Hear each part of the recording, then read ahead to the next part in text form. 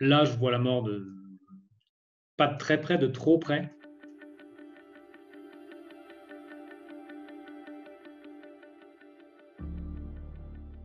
Pour commencer, comment tu te sens? Bah écoute, ça va. Physiquement, bon, j'ai la main gauche qui est bien abîmée. La main droite va plutôt bien.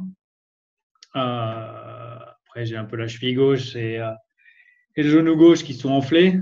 Une entorse de la cheville, mais bon, ça, c'est pas une grande inquiétude. Je dirais que pour le moment, la priorité, c'est vraiment de soigner mes mains et de faire en sorte qu'elles récupèrent le plus vite possible pour essayer d'être à Abu Dhabi, mais aussi pour j'espère, 50 ans ou 55 ans qui me restent de vie. C'est important pour toi de remonter dans la voiture tout de suite. C'est déjà dans cette optique-là. Dès, euh, dès l'arrivée au centre médical au circuit dimanche soir, j'ai demandé combien de jours il faudrait parce que je savais que je voulais remonter dans la voiture. Est-ce que c'était pour Sakir? Est-ce que c'était pour Abu Dhabi? Peu importe, mais oui, personnellement, j'ai besoin de remonter dans la voiture pour savoir où je suis, euh, qu'est-ce que je suis capable de faire, si j'ai encore envie. Euh, et si la passion est encore là et que j'ai pas peur. Donc, ce que j'ai dit à mes proches, j'ai dit, je suis désolé, c'est violent d'entendre ça maintenant, mais il faut que vous compreniez que là, j'ai besoin de remonter dans la voiture. Tu disais tout à l'heure que tu te rappelles de tout et que ces 20 et quelques secondes ont été extrêmement longues pour toi. Est-ce que tu peux me raconter tout ce qui se passe Alors, pendant ces l'accident? 28 secondes, elles ont duré plus longtemps que 28 secondes, c'est vrai, mais ça m'a pas paru long en tant que tel. C'est pas comme si j'avais attendu, parce que j'ai toujours essayé d'être actif. Donc, effectivement, l'impact avec le rail, qui est pas un impact, qui est pas le plus violent que j'ai connu de ma carrière, bien que les G l'indiquent. La décélération de 53G, j'ai jamais pris ça. Ensuite, il y a le moment où je défais ma ceinture tout de suite, j'essaie de sortir de la voiture, je me rends compte que mon casque tape quelque chose, donc je suis soit sur le toit. Au début, je me rends pas compte que je suis dans les barrières. D'ailleurs, je me rends pas compte jusqu'à sortir de la voiture que je suis à la barrière. Donc, je monte up, donc je me rassieds dans la voiture, je me dis bon, bah, je vais attendre. Je suis bloqué, je vais attendre qu'on vienne m'aider. Et là, sur la gauche, c'est tout orange, donc c'est le tir-off qui brûle sur ma visière. Le feu, je me dis, bon, on n'a pas le temps d'attendre, donc je vais essayer de ressortir un peu sur la droite. Ça passe pas. Je vais essayer sur la gauche, ça passe pas, je me rassieds. Là, c'est le moment où j'ai pensé à Niki Lauda, en me disant, non, je peux pas finir comme ça, c'est pas maintenant, je peux pas. Je sais pas, je pense à Niki Lauda, parce que pour moi, en Formule 1, c'est vraiment l'image du pilote qui a brûlé, qui était coincé dans sa voiture. Euh, je me dis, c'est pas possible, donc je réessaye de me sortir. Ça passe pas, je me rassieds. Là, je vois la mort pas de très près, de trop près. Euh, et puis, je réalise que j'ai mon pied coincé dans la pédale. Donc, enfin, donc, il va falloir déjà que je sorte mon pied du fond de la coque. Donc, je tire super fort. Je regarde du côté gauche, je vois les flammes énormes.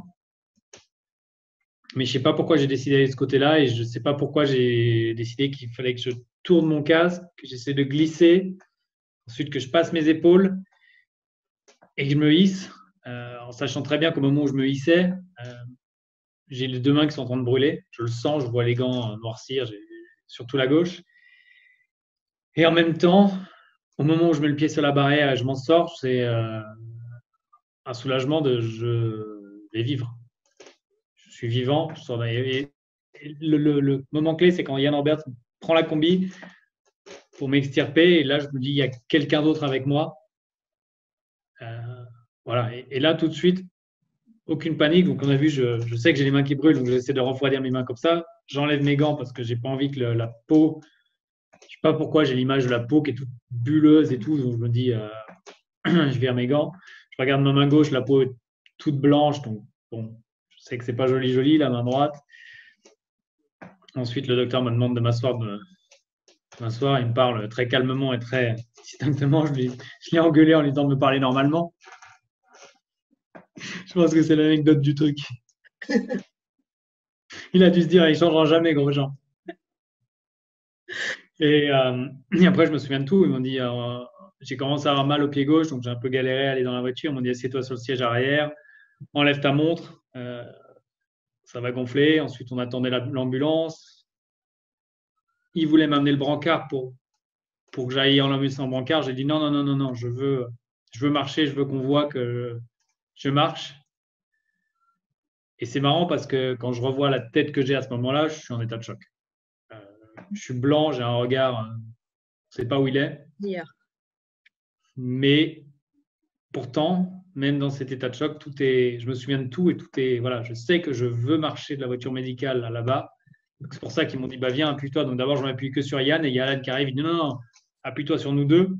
J'avais vraiment mal aux pieds et je veux aller à l'ambulance en marchant. Parce que je veux que l'hélicoptère prenne cette image et je veux que tout le monde voit que je marche. Et après j'ai commencé à douiller dans l'ambulance. J'arrive là-bas, il y avait Jean Todt qui était là. Et à ce moment-là, voir des visages familiers, c'est un truc qui n'a pas de prix. Tu dirais, qu'est-ce qui t'a sauvé la chance, la sécurité des F1, ton entraînement physique, parce que tu es quand même un athlète, la pensée de Marion, de vos enfants, de pas vouloir finir ta carrière comme ça? Physiquement, c'est sûr, c'est l'entraînement physique, c'est toutes ces heures passées à la gym, à faire des abdos, à protéger son dos, à protéger ses organes internes. La sécurité des F1, Jules m'a sauvé la vie. Sans Halo aujourd'hui, et pourtant j'étais un des plus grands, pas défenseur du Halo, mais contre le Halo. Et Jean d'ailleurs m'a dit, tu te souviens quand tu as dit que le jour où on introduisait le Halo, tu as dit que c'est un sale jour pour la Formule 1. Je lui ai répondu, écoute, sans le Halo aujourd'hui, ça aurait été un très sale jour pour la Formule 1 et qu'il n'y a que les cons qui ne changent pas d'avis. Donc, Jules m'a sauvé la vie. Et c'est incroyable que Jules il ait sauvé Charles à Spa avec le Halo. Aujourd'hui, moi, et on est deux personnes proches de lui. C'est quand même fou de penser à ça. Et je me souviens même plus quelle était la question. Qu'est-ce qui avait joué pour te sauver? Ah oui, et au dernier moment, la dernière tentative, c'est les enfants. En me disant, je ne peux pas les laisser comme ça. Il faut trouver. Et là, c'est là où j'ai trouvé la ressource de tirer la chaussure, de tirer le pied qui était bloqué, d'essayer de tourner la tête, de passer les épaules, de mettre les mains, de savoir que j'allais brûler, mais que c'était pas grave. Le moment, tu nous parlais tout à l'heure du moment où justement tu vois la mort de trop près. Qu'est-ce qui se passe à ce moment-là? Dans ta tête, dans ton corps? Écoute, à ce moment-là, qu'est-ce qui se passe? Le corps se relâche. Vraiment, les muscles, tout. La tête aussi. Je me suis posé la question de me dire par où ça va commencer, par où je vais commencer à brûler. Et en même temps, je pense que c'est un moment qui, justement, permet au cerveau de processer tout ce qui se passe et d'essayer de retrouver une solution. Tu sais, c'est comme quand tu es dans un état, pas de panique, mais d'activité intense, c'est presque un stop. Je repars. Ouais. Ouais, on se concentre sur l'essentiel, ton cerveau coupe le reste, tu te concentres sur ce qu'il faut faire dans l'instant. Et moi, trouver une solution, parce que je savais exactement ce que j'avais essayé avant, à droite, à gauche, dessus, en latéral, ça passait pas. Et donc, d'essayer de me dire comment un casque est rond, ok, comment est-ce que ça peut passer à travers, si la barrière, elle est là, comment est-ce que je peux passer dessous, et après tirer et m'en sortir. C'est incroyable d'imaginer qu'il y ait autant de choses qui se passent pour nous en aussi peu de temps. En fait, tout ce que je raconte, ça doit être des millisecondes. Pour moi, c'était 1-2 secondes à chaque fois, mais ça doit être des millisecondes. À ce moment-là, le cerveau il travaille à une vitesse incroyable. Mais oui, pour moi, si je te raconte le truc, ça dure 1 minute 30. C'est pas long, parce que, encore une fois, c'est de trouver pas un moment où je me suis dit c'est long, qu'est-ce qui se passe, parce que j'étais toujours actif. Mais oui, c'est pas possible, ça a duré 28 secondes.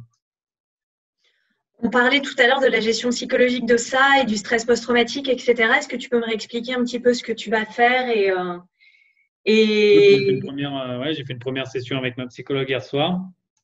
Et puis, on va en refaire une là en fin de semaine. On va continuer à travailler en fonction de ce qui vient. Pour le moment, je n'ai pas de cauchemar. Je n'ai pas de pensée ou de flash ou de peur ou de choses comme ça. Ça ne veut pas dire que ça ne va pas venir. Mais c'est pour ça qu'on va continuer à en discuter, à traiter les choses et à avancer. Oui, tu disais que le plus dur pour toi aujourd'hui, c'est plus par rapport à ce qu'ont vécu tes proches et tes enfants. C'est aujourd'hui ma limitation de ce que je peux faire dans le futur. C'est plus de jamais faire revivre ça à mes proches et mes enfants. C'est la seule peur que j'ai, c'est de leur faire vivre ça. C'est pas une peur de moi être dans la voiture et que ça se reproduise. Du coup, là, il va falloir un peu de temps pour repenser, reconsidérer ce que tu voudras faire l'année prochaine et les années à venir. Oui, mais tu sais, là, même si il y a une semaine, j'étais incapable de me dire une année off, impossible, j'ai 35 ans, je veux faire de la course automobile, j'arrêterai pas maintenant. Une année off, je vais aller faire du kitesurf, je vais aller faire des courses de vélo, je vais voir mes enfants. Un fou, je vais m'amuser, je vais boire du vin. Sérieusement, je pense que voilà, c'est un truc qui changera ma vie à jamais. Et là, je suis content de voir tout le monde. Manger un burger, c'est génial.